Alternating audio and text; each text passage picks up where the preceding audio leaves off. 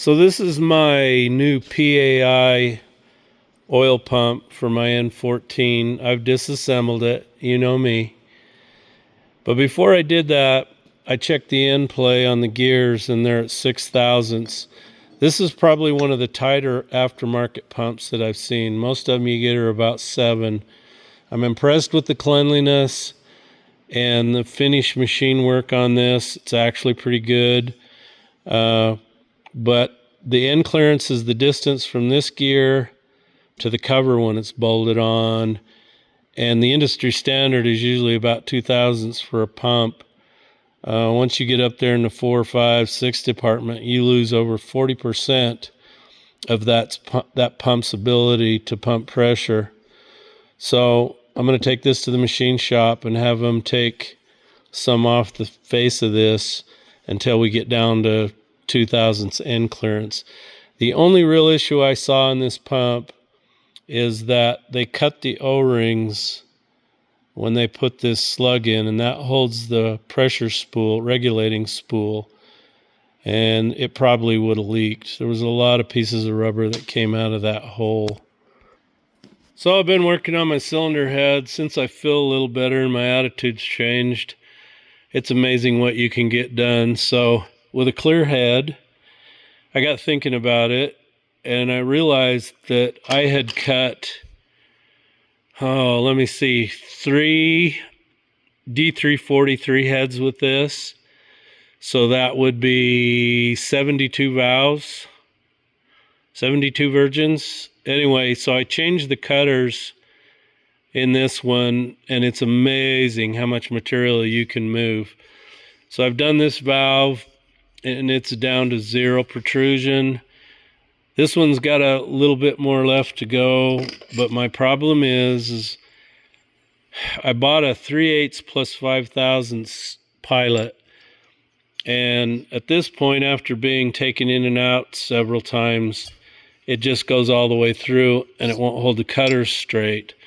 Now, if you put it in a virgin one that hasn't had the pilot go in and out several times, it fits tight. So I've ordered a 3/8 plus 6 pilot so that it will hold it straight, and then I think I can zip through this pretty dang quick. I got my cam in and I got my followers in, cam gear on, crank gear on. So yesterday I called Cummins, wanted the gasket for this cover, front accessory drive seal, and the dust seal, and they couldn't help me. They couldn't find anything. I went through I don't know how many guys, 2 or 3. So they said they were going to bump it up, and the reason they're having problems is they always want the engine serial number, and this is a Recon engine, and this originally came with an 1.5-inch accessory drive. I'm upgrading to a 2-inch drive, so I need like a 1994 and up N14 seal, and they can't seem to figure that out. And you cannot call a dealer and talk direct to them. And I finally got the direct dial number from Boise Cummins. I called them yesterday. I've called them again this morning. They don't answer. So I called Cummins again. Went through, I think, 3 or 4 guys. The last one said he found what I needed, but it would take like 5 or 7 days to get here. And I'm like, no. Doesn't the Salt Lake or the Boise Cummins have this? And he had a thick Indian accent. I couldn't understand him, but what I got out of him was no answer on that.